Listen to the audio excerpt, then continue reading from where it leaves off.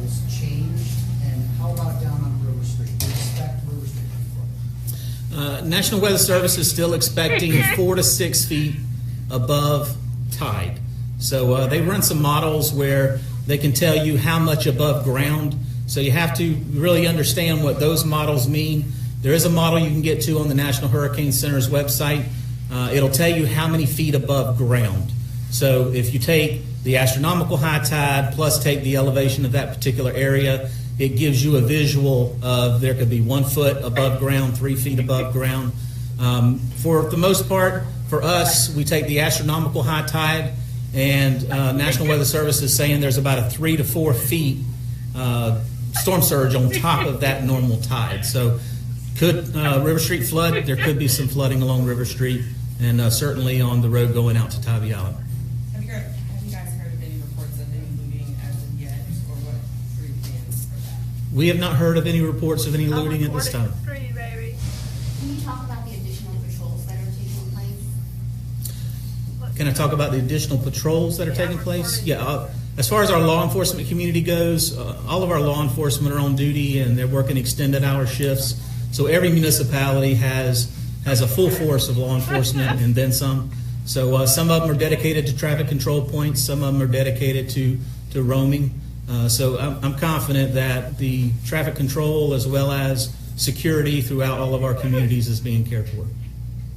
Can you give us an idea of what conditions are expected, most likely, and then worst case at this point? Sure. We're expecting tropical storm force winds to start arriving around midnight tonight and lasting through about 6 p.m. tomorrow. As far as storm surge goes, we are expecting, again, 4 to 6 feet on top of the astronomical tide.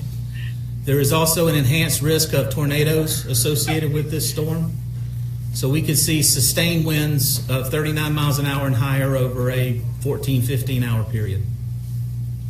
Do you still have the storm surge warning beginning at 10 a.m.? Is that still accurate? That's right. We're under a storm surge warning, a tropical storm warning, a hurricane watch, and a flash flood watch. We are under those until further notice.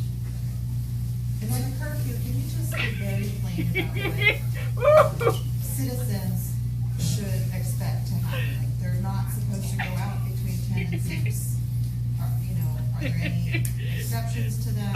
And what can they expect to happen if they are out and about? There are exceptions to the rule. It's people who, let me get there, I'll read them to you. The curfew does not apply to the following entities.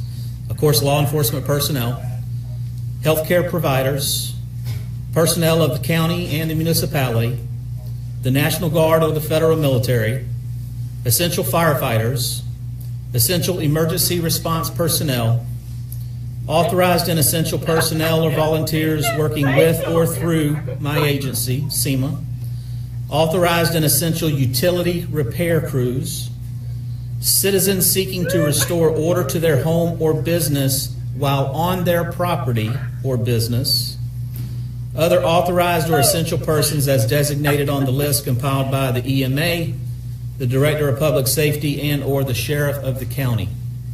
There's also one other exemption that was passed in July this past year. Also, those exempted are anyone transporting and distributing essentials in commerce, such as Kroger getting in to reestablish their shelves or fuel tank providers coming in to reestablish fuel. So those particular persons are exempt from the curfew.